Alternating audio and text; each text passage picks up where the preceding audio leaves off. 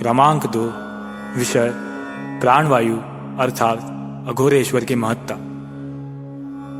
दर्शी, अरे ये सारा संसार ही शनय शनय चिता की ओर खिंचता चला जा रहा है। बहु तेरे जो पहले आए थे प्राण की उपेक्षा के कारण चिता में सरक चुके हैं, बह चुके हैं, जल चुके हैं। तुम देख रहे हो, प्राण को पूजो।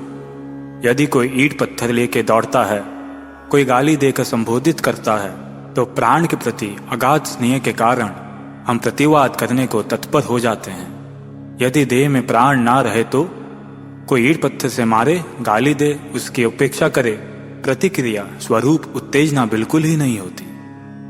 दर्शी, एक बात तुम जान जाओ कि जागृति और सुषुप्तावस्था की उत्कंठा से मुक्त होकर प्राण जहाँ है वहीं उसे अपने आप में रोक कर रखने का अभ्यास करने से पिंड के भीतर एक नया आविष्कार साकार हो उठता है, जो सत्य है, जो प्रत्यक्ष है।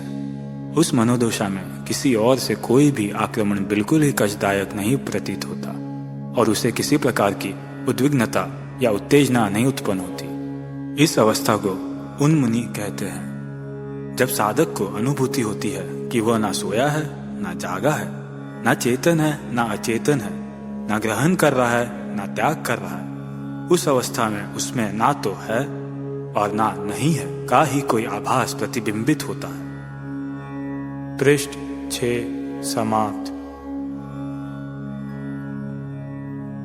उस समय वो प्राण के साथ आलिंगन में अपने ही प्राण में उन्मुदित हो जाता है। शास्त्रों ने इस स्थिति को उन्मुनि कहा है। दर्शी, यह तो तुम जानते ही हो कि पुण्य के अभाव को पाप और पाप के अभाव को पुण्य कहते हैं, और जहाँ पाप और पुण्य दोनों का अभाव हो जाए उस अवस्था को परपंच रहित चित्त कहते हैं। ऐसे ही चित्त में सम्यक चित्त का उदय भी होता है, उसे प्राणमय बोध भी कहते हैं। दर्शी, जानो जान जाओगे, समय का ख्याल रखो। परा प्रकृति सुगम नहीं, सहज है।